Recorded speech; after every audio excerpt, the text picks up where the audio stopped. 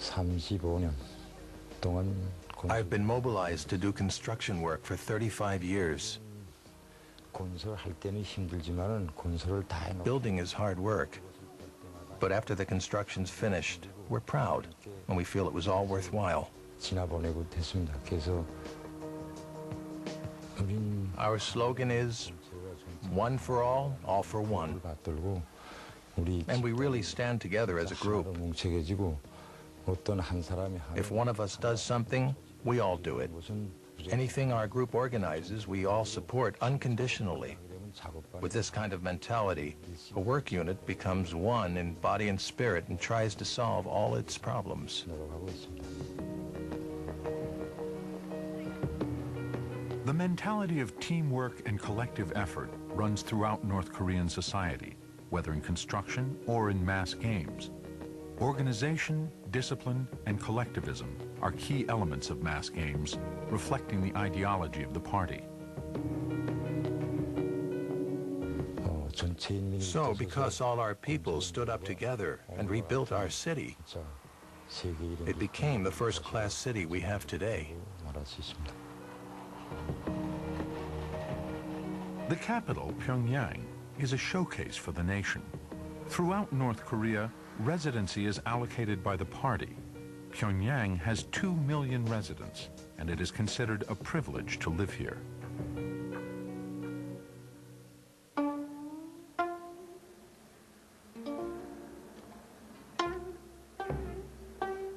Hyun-sun lives in the top floor of this apartment building in the central district of Pyongyang. She is an only child and lives with her parents and grandparents. She has her own room, as do her parents. Her grandparents sleep on the living room floor. Hers is a worker's family. Her father is a driver for a government ministry, and her grandfather is in construction. Neither her mother nor grandmother works outside the home. All adults, except the mother, are members of the party.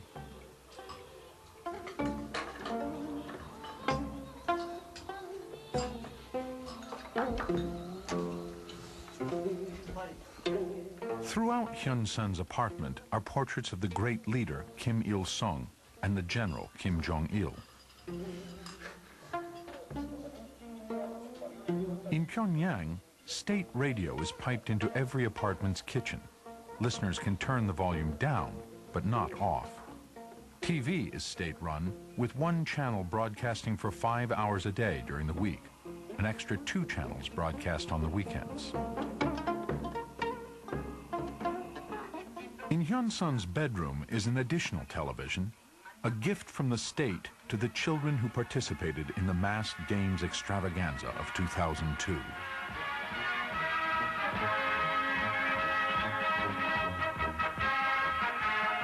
In March, after the first film shoot with Hyun-sun's family, the North Korean authorities tried to change the family they had originally chosen to be filmed, telling us illness was the reason. They suggested another family, whose youngest daughter was also a mass games gymnast. The producers refused to switch families, but agreed to film the second family, which was from a different social class, the intellectuals. Sung-yeon. Sung-yeon. Get up and go to school. It's time. Hurry up. Hey, Sung-yeon. It's time for school.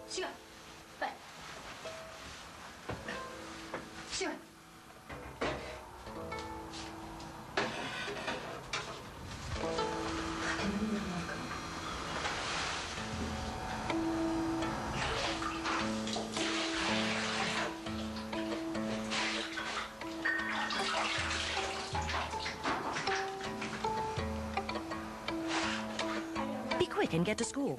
You're late.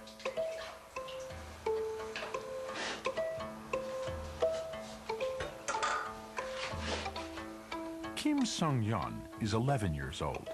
Her father, a former soldier and a member of the Workers' Party, is a physics lecturer at Kim Il-sung University. Her mother is a housewife.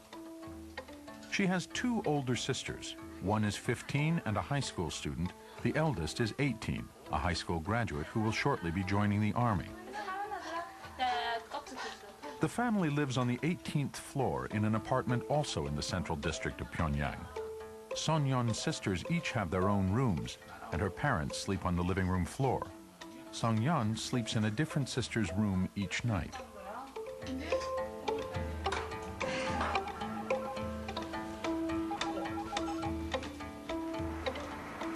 Hey, Yeon-sun. You know the front door of our apartment building? Meet me there at 8. Now. Now. Come down quickly. Okay, we only have 10 minutes. Did you put my gym uniform in there? Yes, I put it in. Although there is a 2-year age difference, Songyeon and Hyun-sun are close friends. I'm going. Did you put in a spoon for my lunch? Yes.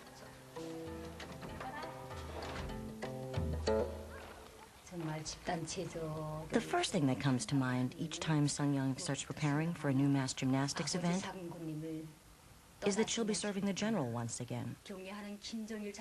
When the beloved general sees that performance, how happy he'll be. These are the first things we feel. So we think of it as an honor that Sungyeon is taking part in the mass gymnastics. And we'll do everything we can for the sake of that day when our father, the general, is watching. All of us, her older sisters, her father, and me. For the sake of that day, we're always working to make sure she's not tired or hungry, and trying to feed her better.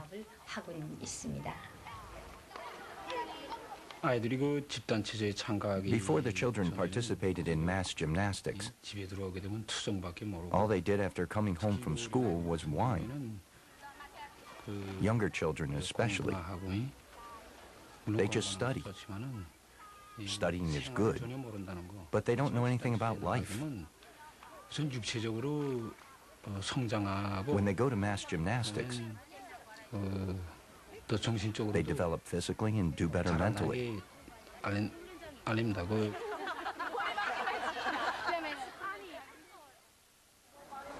Spring has arrived, and Pyongyang is awash with seasonal cherry blossoms.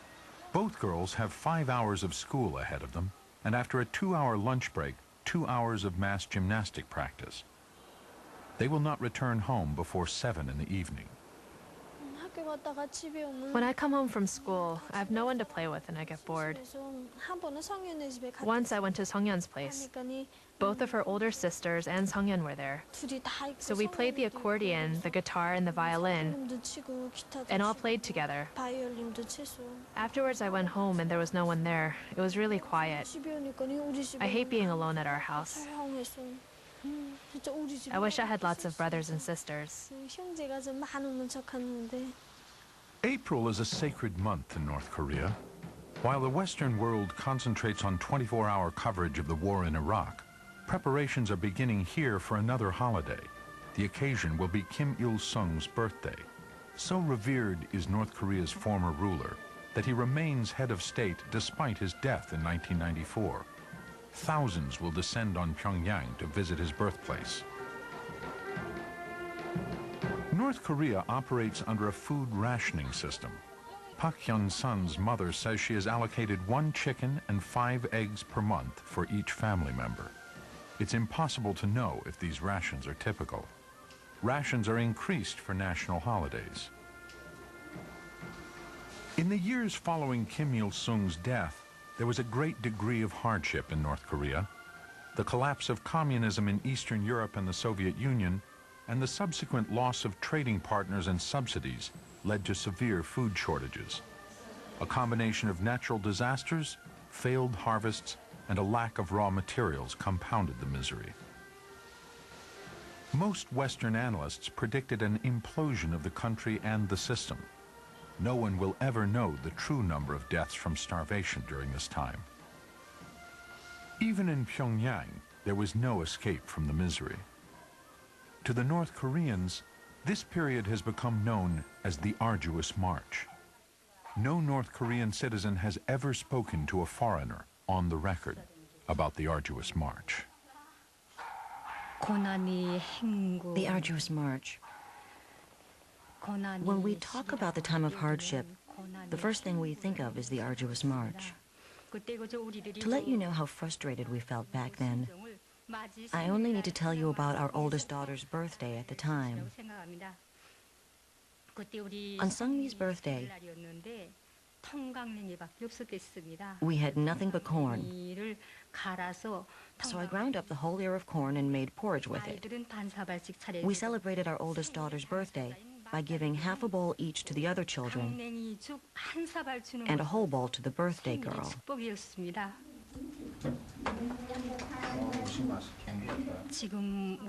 I can't say that we live in abundance now, but it's much better than during the arduous march. North Korea's crippled economy and lack of natural energy resources have resulted in an irregular supply of electricity. During the film crew's stay, there were several occasions where districts of the city were without power. One night, the electricity went out in the central district of Pyongyang. The evening meal was eaten by candlelight. The Pak family was uncomfortable having this indignity filmed, but when the power was restored, it was clear who they blamed. Damn Americans. It's all their fault.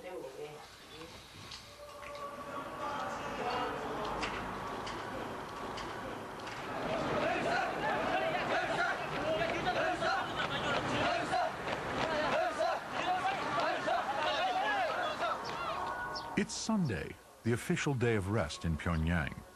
Sung-yeon and her family relax by the Daedong River. There won't be many more family days out like this in the future, as the eldest daughter, Song-mi, is soon to join the army. She will serve for 5 years. Song-mi has the full approval of her parents to serve in the military.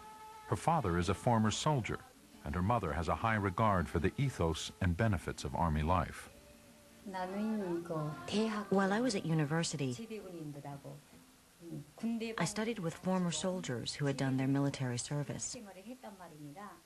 The difference in the level of thinking between male comrades who had come from middle school and those who had served in the military was as great as the distance between the earth and the sky. The veterans had a kind of strong revolutionary camaraderie where they gave all they had for the sake of their comrades. If someone was sick, they'd even give their own blood without hesitating. Seeing this, I thought to myself, when the time comes for me to choose a husband, I'd definitely pick a veteran. I also hope our children grow up to have such a strong sense of camaraderie. So we want to send our children to the military.